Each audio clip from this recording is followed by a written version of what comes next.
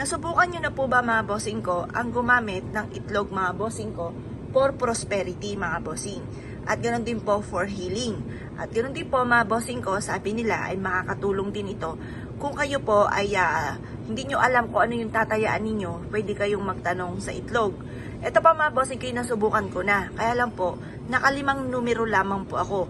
Hindi na po masama mga bossing ko dahil 20 pesos lang po ang aking tinaya at naka 1,000 pesos po ako mga bossing.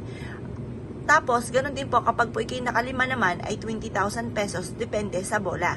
Kapag nakaapat na numero ka, 1,000 pesos, pagkalima, mga 20,000, depende sa laki ng tatamaan mga bossing. Ngayon po mga bossing, ang gagawin nyo lamang po ay ganito. Kumuha po kayo mga bossing ko ng itlog.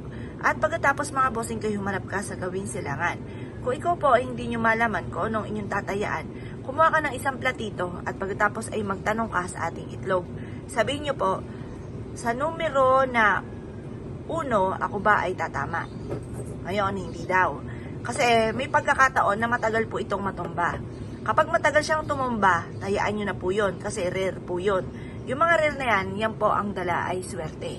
Ngayon po mga bossing, bukod po dyan mga bossing ko, pwede nyo rin tong mula ulo hanggang paa or mula paa hanggang ulo ay ipaikot-ikot nyo po ito pong ating itlog at sabihin nyo po na higupin ng itlog ang lahat ng mga kamalasan ninyo or ng inyong karamdaman. At pagkatapos, ito po ay basagin sa tubig na nasa baso mga bossing. Yung po mga bossing ko, yung mga puti-puti na lulutang, yung po yung mga negatibo na nakuha ng ating itlog. Pwede rin naman po mga bossing ko na maglagay ka ng itlog sa ilalim ng inyong higaan, lalo na kung ikaw ay may karamdaman or feeling ninyo ay napakarami yung problema pinagdadaanan at ang itlog ay makakatulong upang sa ganon maklinsing ang kapaligiran at mawala ang inyong kamalasan.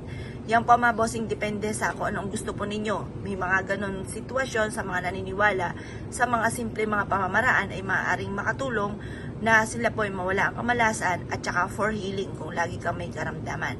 Ganoon din po mga bossing ko, sinasabi po nila na maglagay ka ng isang itlog mga bossing ko sa likod ng pintuan ng inyo pong main door at ito po ay magtatawag ng swerte. Ngayon po, kung kayo naniniwala at nais po itong gawin, mag-wish ka muna bago nyo po ilagay sa ating mga nabanggit. Punta ka sa gawing silangan at ibulong nyo po dito ang lahat ng inyong ninanais. Lalo-lalo na ang alse ng mga kamalasan na pinagdadaanan po ninyo. Pagtapos na po ay mag-wish mga bossing ko, ibilad nyo lang ito sa sinag po ng araw. At pagkatapos mga bossing ko hanggang alas 8 lamang. At pagkatapos, ito po ay ilagay nyo na sa mga lugar na aking nabanggit or magtanong ka sa itlog kung ano ang inyong tatayaan. Kung kayo naniwala at nais po itong gawin nyo lamang po ito sa umaga at huwag kang gagawa ng pampaswerte sa hapon. Sa umaga, pataas ang sinag ng araw at ang sunod ay liwanag. Sa hapon naman, pababa ang sinag ng araw at ang sunod ay tagdilim. Kaya huwag kang gagawa ng mga pampaswerte mga bossing ko sa hapon. Pero na lamang kung full moon, pwede kang gumawa. Pero kung ordinaryong araw ay huwag kang gagawa. Kung kayo po naniwala at nais po itong gawin, ay siya mga bossing, good luck po sa inyo po lahat.